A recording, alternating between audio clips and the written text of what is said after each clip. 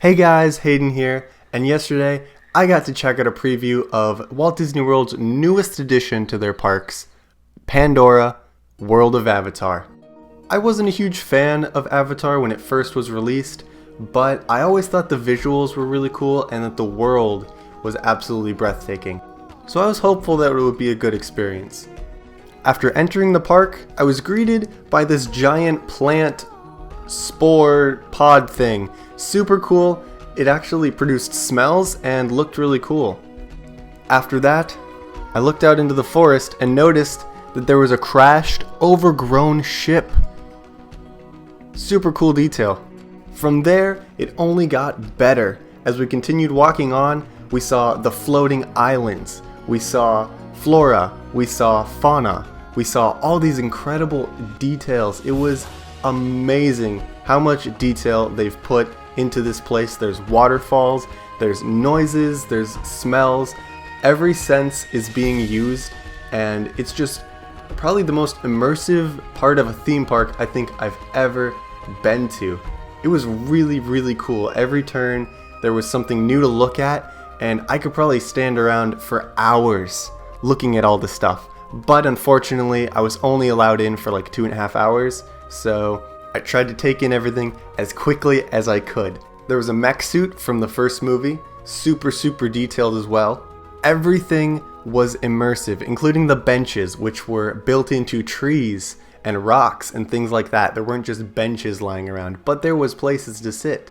Even the bathrooms looked cool. They were abandoned bunkers and warehouses from the first human colonists.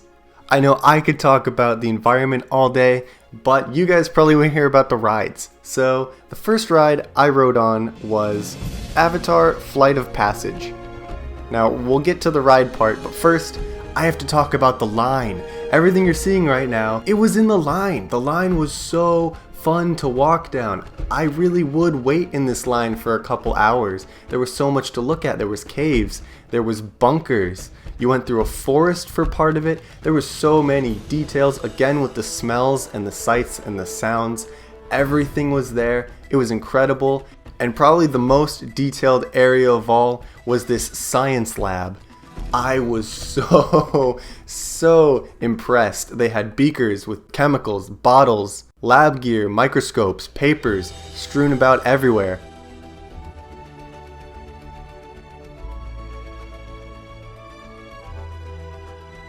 A skull of a mountain banshee, which is the creature you ride later on, and these really cool liquid animals that moved around and stuff. Super impressed with that. And of course, there was an avatar on display, just sitting in a little tank right there. It was really cool. Every wall had details on it, whether it be paintings, TV screens, notes hanging up. Every space was used. Now enough with the line, on to the actual ride part. There is 2 stories. There's the top floor and the bottom floor. I rode on both because I got to ride the ride twice, but the footage I have here is the top. We went up the stairs and you go into a room with 16 other people. Of course, for the video, I got 13. Lucky number 13. Of course, that's the one I got. Riding on the back of a banshee by being genetically matched and linked to an avatar. Using avatars to fly this way was all figured out by my boss, Dr. Jackie Ogden. After watching a video which explores the setting, which I believe to be after all the movies that are planned to be released, you move into another room filled with these weird looking chairs. You sit on them similar to a motorcycle, and you lean up against the front cushion and there's handles that you don't see in front of those.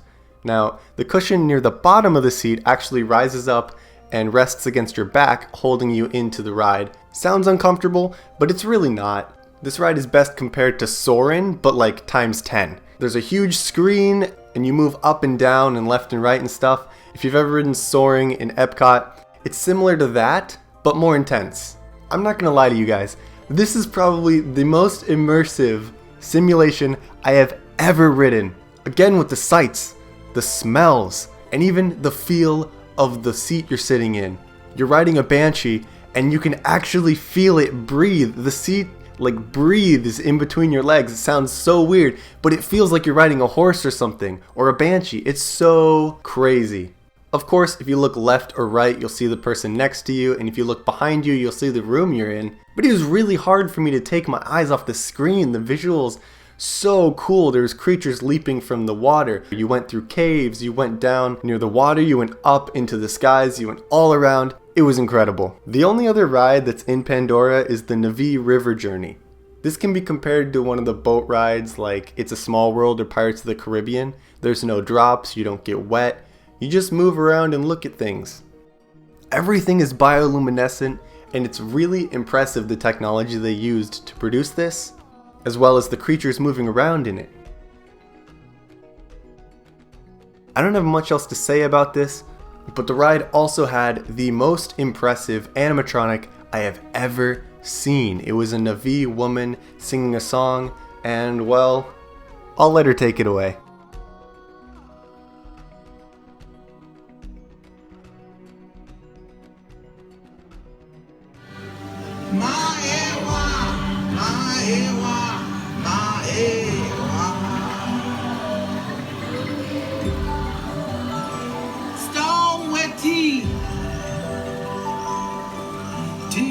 After this, we went to the Satuli Canteen to grab something to eat. They had some good looking salads, some steak, some chicken, but what I found most interesting were these steamed pods. They had cheeseburger ones, they had veggie curry ones, and they were surprisingly good. Some of the best food I think I've eaten in an amusement park.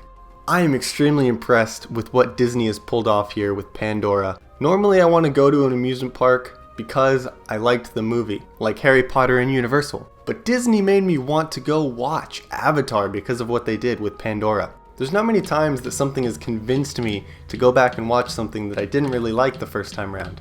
The amount of detail, the immersion, the sights, the smells, the sounds, everything they managed to do with Pandora makes me so excited to see what they're gonna do with Star Wars later in 2019.